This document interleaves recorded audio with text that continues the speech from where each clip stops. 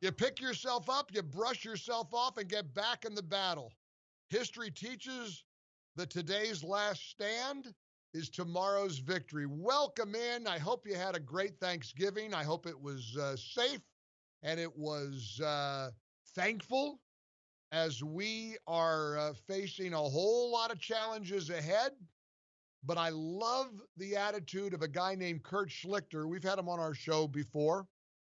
In fact, I think he's guest hosted for us. Funny guy, smart guy, colonel, military guy, and a warrior. And he wrote a column at TownHall.com that I urge you to consider as we're hearing the news about Biden picking Janet Yellen, the former Fed chair. She would become the first Treasury Secretary if confirmed. Biden announcing key members of his economic team. The president telling Maria Bartiromo there's great news coming with the vaccines, which, of course, is all a result of Operation Warp Speed. We would do well to remember Trump's legacy when it comes to defeating the coronavirus, and it's going to be defeated. It's taken a lot longer than we had wished or hoped or prayed. But you know what? Life is not easy. Nothing about life is easy. But we should be willing to engage. Here's what Kurt Schlichter writes at Town Hall. The next guy who tells me his feelings, his sad feelings are so intense over the election that he's not going to vote in Georgia or anywhere else ever again because all is lost and blah, blah, blah, is getting slapped. Hard. Kurt says, I'm tired of loser talk and I won't have it. This is for the benefit of the weak hearts.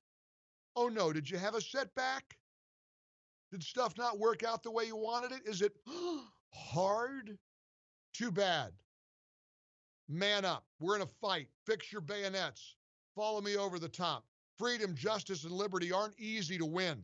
If they were, everyone would have them. When the going gets tough, the tough don't act like a bunch of millennial college students sobbing over microaggressions. Die on your feet before you live on your knees. Here's how it's going to be, writes Kurt Schlichter.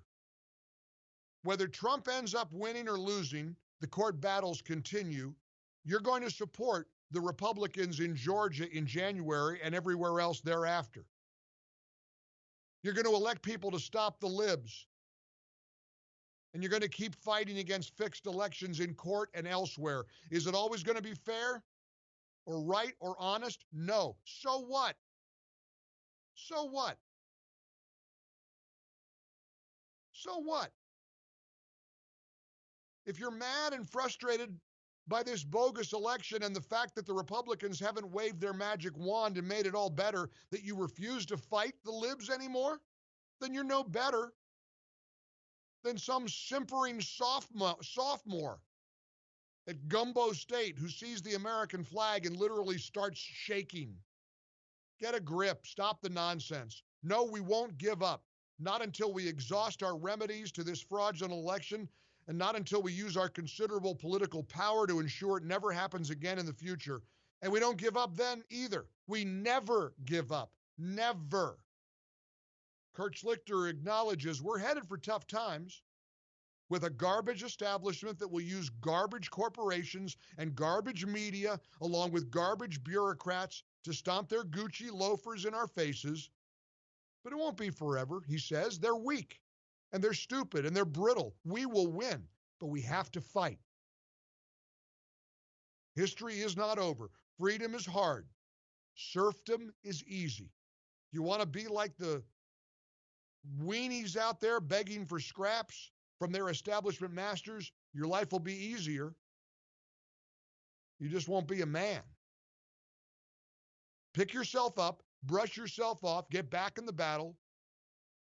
History teaches that today's last stand is tomorrow's victory. I love that attitude. I love Kurt Schlichter's resolve. It's the president's resolve. President feels the same way.